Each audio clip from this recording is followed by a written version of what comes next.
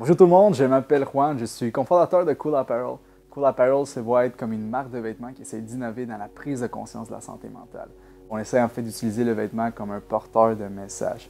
On essaie en fait d'amener des messages qui sont moins explicites que la sensibilisation traditionnelle pour ainsi permettre à des personnes qui ont des mécanismes de défense, des coquilles trop grandes, de pouvoir s'identifier, de pouvoir s'exprimer à travers l'art, à travers des messages qui sont un peu plus implicites.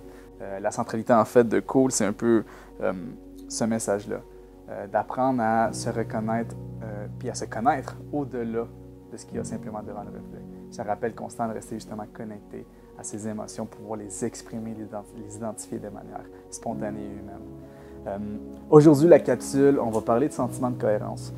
2020, ça a été une magnifique mise à l'épreuve pour ce sentiment de cohérence. Nous avons tous été forcés d'arrêter complètement.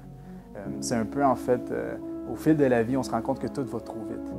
Puis souvent, quand tout va trop vite, on ne peut pas s'arrêter, se questionner et voir les choses en perspective. C'est en fait quand on s'arrête, un peu comme une roche qui ricoche sur l'eau. Quand elle est en vitesse, elle ne fait que rebondir sur la surface. Mais quand elle ralentit, c'est là qu'elle cale et on peut aller en profondeur. Ça a été un peu la même chose pour nous tous. Toutefois, il y a eu deux scénarios.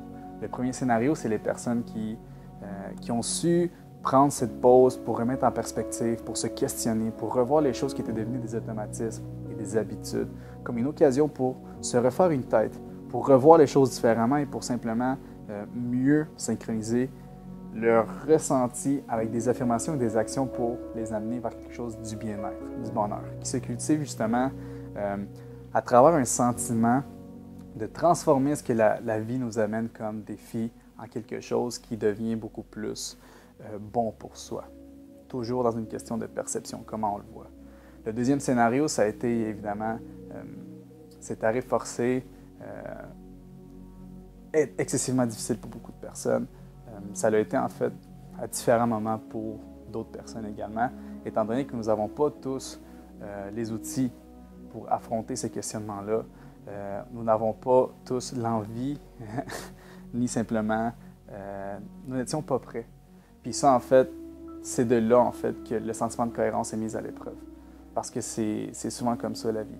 On ne sait pas quand est-ce que les défis vont arriver, on ne sait pas la grandeur du défi, mais dans ces moments-là, je pense en fait qu'on se doit de faire confiance à la vie, s'asseoir avec soi-même, avec ses émotions qui sont très réactives, simplement les observer, les laisser prendre place, parce qu'elles sont là pour nous envoyer des messages. Il faut se permettre de les ressentir pour mieux grandir par après. J'espère que la petite capsule d'aujourd'hui a été bénéfique pour votre journée. N'hésitez pas en fait à le partager. N'hésitez pas aussi à nous envoyer des questions, des commentaires. Nous sommes là pour essayer d'agrandir cette communauté-là qui se forme à travers la santé mentale au Québec. Parce qu'elle est importante, parce que c'est la racine en fait du bien-être. Sur ça, je vous souhaite une bonne journée tout le monde.